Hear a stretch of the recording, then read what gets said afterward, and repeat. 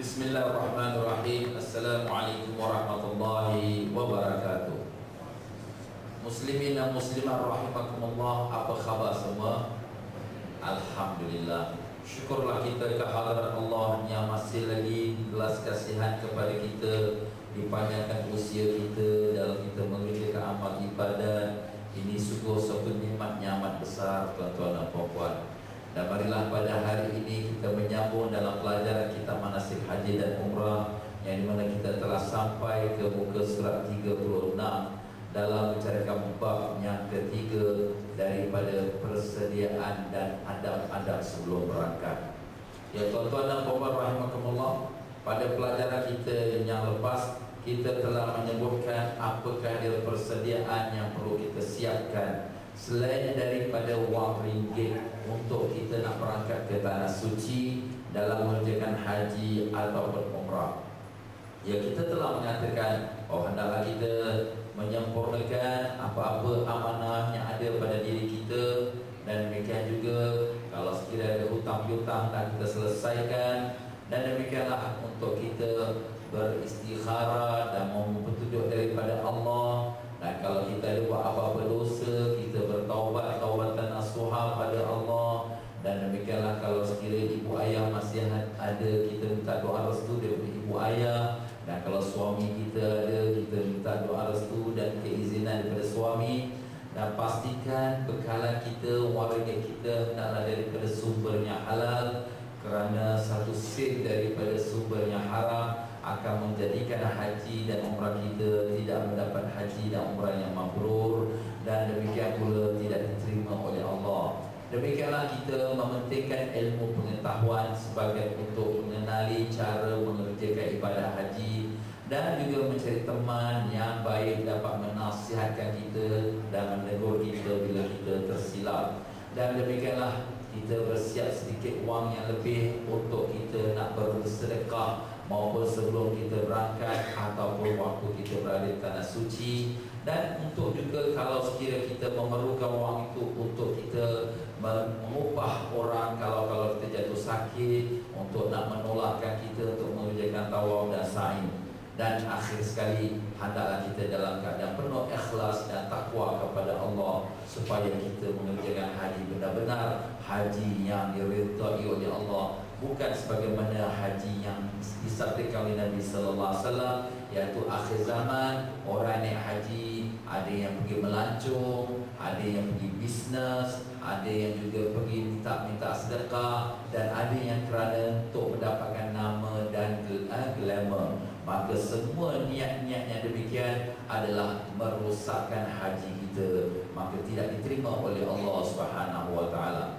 Baiklah tuan-tuan dan puan-puan rahimakumullah, setelah kita sampai kepada apa yang telah kita sebutkan, hari ini kita masuk adab-adab keluar rumah di muka surat 36. Jadi sebelum keluar rumah, hendaklah dilakukan 2 rakaat solat sunat safar dengan membaca surah Al-Kafirun pada rakaat pertama dan surah Al-Ikhlas pada rakaat kedua selepas daripada Fatihah.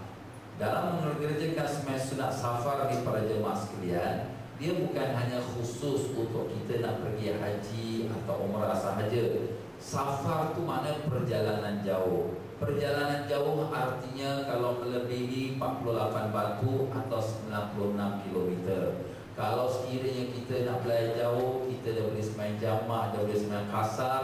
Jadi sebaiknya sebelum kita keluar rumah, kita pun sembahyang sunat safar. Apakah kelebihan sembahyang sunat safar ini? Begitulah dalam sebuah hadis yang diriwayatkan oleh Mut'im bin Miqdam bahawa Rasulullah sallallahu alaihi wasallam bersabda, "Ma khalafa ahadun 'inda ahlihi afdala min rak'atain yarka'uhuma 'indahum hina yuridu safara." Tidak sesuatu pun yang lebih utama ditinggalkan seseorang pada keluarganya dari solat 2 rakaat yang dilakukan sewaktu dia hendak berpergian. Berpergian itu maknanya nak musafir.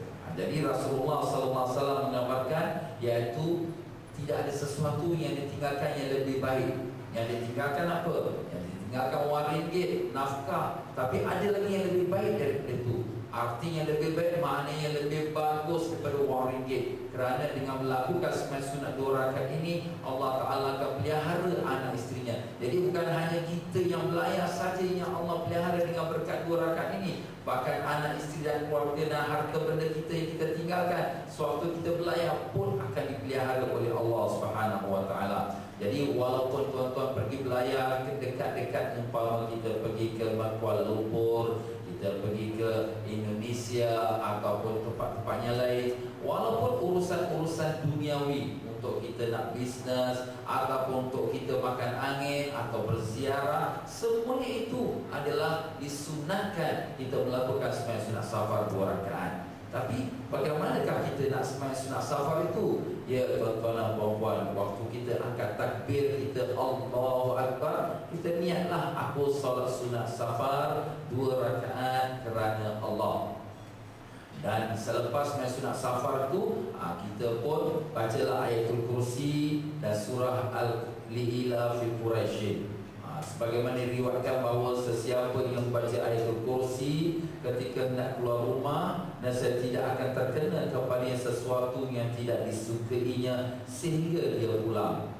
Jadi berkata Imam Ibn Hajar dalam kitab Syara'illah, ini adalah kerana bersesuaian ayat kursi itu dimulai dengan Al-Hayyul Qayyum la ta'khudhuhu sinatun wa la naum. Allah yang hidup lagi berdiri dengan sendirinya, tidak terkena kepada yang ngantuk atau tidur.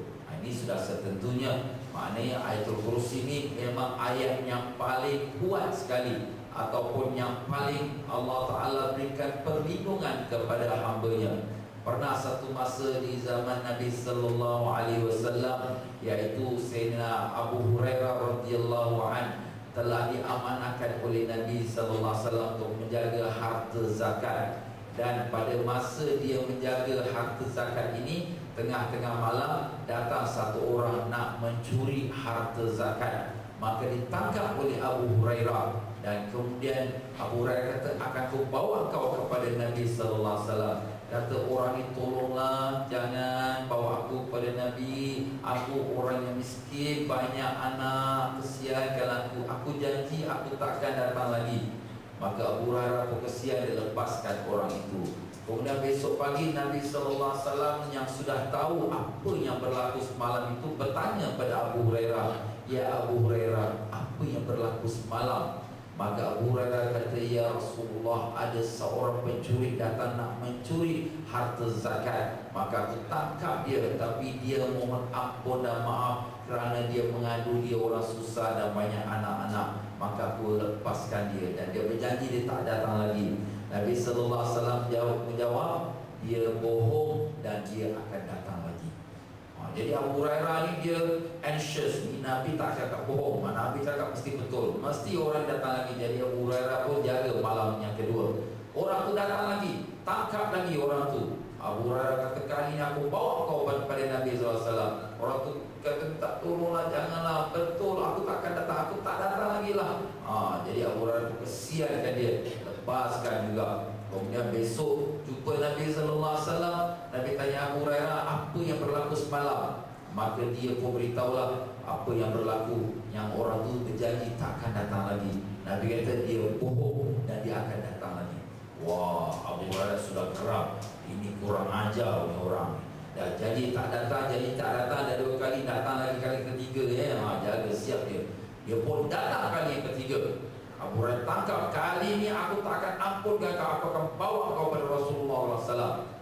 Jadi orang ni kata, wahai Abu Hurairah, hendakkah aku ajarkan kau satu ayat dalam Quran yang sangat kuat, yang di mana kalau sekiranya kau bacakan dia, maka tidak akan datang syaitan mengganggu kau. Kalau kau baca waktu tidur, maka tidak akan syaitan datang mengganggu kau waktu tidur sampai pagi. Jadi Abu Hurairah pun nak tahu apa ayat itu, maka dia pun beritahulah ayatul kursi. Kemudian Abu Hurairah pun lepaskan dia, pasal dia dah ajar Abu Hurairah, dan dia janji dia tak datang lagi.